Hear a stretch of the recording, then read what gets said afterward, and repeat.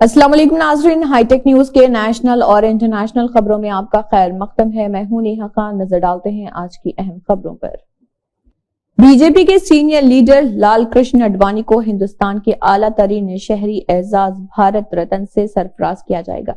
वजीर आजम नरेंद्र मोदी ने इसका ऐलान किया है। वजीर आजम नरेंद्र मोदी ने कहा है कि मुझे ये इतला देने में खुशी हो रही कि लाल कृष्ण आडवाणी जी को भारत रत्न से सरफराज किया जाएगा। मैंने उनसे बात की है और उन्हें एजाज दिए जाने पर मुबारकबाद पेश की है। वज़ीर आज़म मोदी ने मजीद कहा, LK आडवाणी हमारे वक्त के सबसे काबिल एहतराम सियासतदानों में से एक हैं और हिंदुस्तान की तरक्की में उनका ताउन नाकाबिल फरामोश है। उनकी जिंदगी जमीनी सतह पर काम करने से शुरू होकर हमारे नायब वज़ीर आज़म के तौर पर मुल्क की खिदमत करने तक मुहित है। उन्होंने वजीर दाखिला और इत्तलात व नशरियात के वजीर के तौर पर अपनी शनाख्त कायम की है। पार्लियामेंट में उनकी कारगुजारी हमेशा काबिल सताइश और खुशहाली के नजरिए से रही है। अमेरिकी खुफिया agency CIA central intelligence agency के एक साबिक सॉफ्टवेयर इंजीनियर 35 साल जोशुआ शॉलेट को 40 साल कैद की सजा सुनाई गई। उसे एजेंसी की तारीख में खुफिया मालूमात की सबसे बड़ी चोरी करने और बच्चों के साथ बदसलूकी की तस्वीरें रखने से मुतल्लिक इल्जामात के तहत मुजरिम करार दिया गया।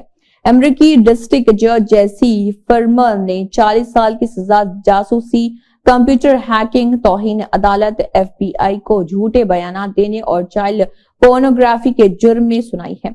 इस तकाजा ने उम्र कैद की सजा का मुतालबा किया था, लेकिन अदालत ने ऐसा नहीं किया। अमेरिकी एजेंसियों को 2017 में इस वक्त बड़ी शर्मिंदगी का सामना करना पड़ा था जब विकीलीक्स ने CIA के खुफिया दस्तावेजात को लीक किया था, जिसमें उनकी तफसीलात थी जो वो टूल्स, फोन, कम्युनिकेशन एप्स और दीगर इलेक्ट्रॉनिक आलात की रसाई हासिल करने के लिए इस्तेमाल करते हैं। लीक होने वाली हजारों दस्तावेजात ने बुनियादी तौर पर हैकिंग की टेक्निकों पर तवज्जो मरकूज की और ये इंकशाफ किया कि किस तरह CIA ने स्मार्ट टेलीविजन को निगरानी के आलात में तब्दील करने के लिए बरतानवी इंटेलिजेंस के साथ ताउन किया। मणिपुर के मुख्तलिफ हिस्सों में हालिया पुरतशद्दुद वाकयात से पैदा होने वाली बदआमनी के पेश नजर रियासती हुकूमत ने 9 अजला के सरहदी इलाके में 2 किलोमीटर के दायरे में मोबाइल इंटरनेट खदमात की मअतली में 15 दिन की तौसी कर दी है।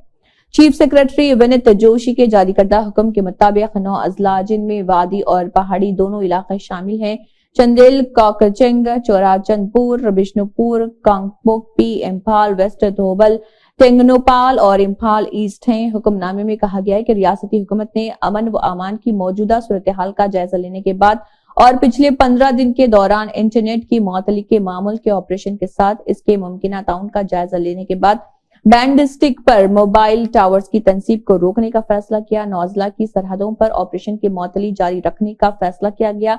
हालिया पुरतशद्दुद वाकयात में मणिपुर पुलिस के 2 कमांडोज, कई देही रजाकार और देहाती मारे गए थे, जबकि फसाद ज़दा रियासत के मुख्तलिफ हिस्सों में मुश्तबा मुसल्लह अस्करियत पसंदों के हमलों में एक BSF जवान समेत कई दीगर जख्मी हुए।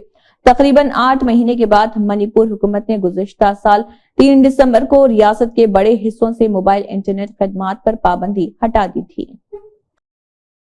राहुल गांधी की क़ियादत में जारी इंडियन नेशनल कांग्रेस की भारत जोड़ो न्याय यात्रा फिलहाल झारखंड में है और साबिक़ रियासतों की तरह यहां भी यात्रा का वालहाना इस्तकबाल किया गया और लोग राहुल गांधी की एक झलक पाने के लिए बेकरार नजर आए।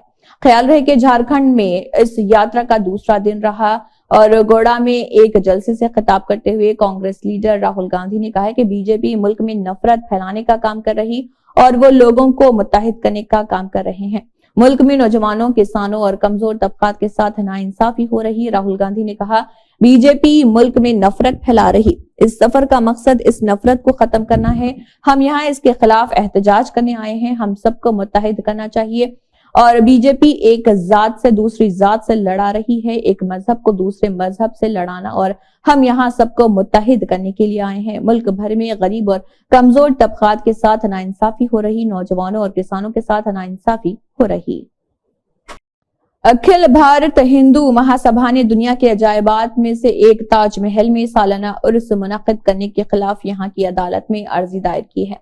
अदालत ने इस मामले में ऑर्गेनाइजिंग कमेटी को नोटिस देते हुए 2 दिन में जवाब तलब किया है। ताजमहल में शाहजहां का उर्स 6 फरवरी से शुरू होने वाला है। महासभा के वकील انل تیواری نے کہا ہے کہ یہ عرضی مہاسبھا میں چوتھی ایڈیشنل سول جج جونیئر ڈویژن جسٹس گریما سکسینہ کی عدالت میں دائر کی گئی تھی، جس پر جج نے امین مقرر کرتے ہوئے جواب طلب کیا ہے۔ مہاسبھا کے قومی ترجمان سنجے جاٹ نے کہا ہے کہ مورخ راج کشور راجے نے RTI میں یہ معلومات مانگی تھی کہ تاج محل میں برسوں سے منعقد ہونے والے عرس کے لیے کس کے احکامات ہیں۔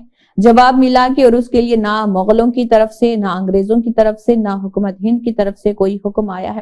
اس جواب کے بعد اکھل بھارت ہندو مہاسبھا نے عدالت میں اپیل کی۔ اسی کے ساتھ ہائی ٹیک نیوز کے نیشنل اور انٹرنیشنل خبریں اختتام کو پہنچتے ہیں۔ اللہ حافظ۔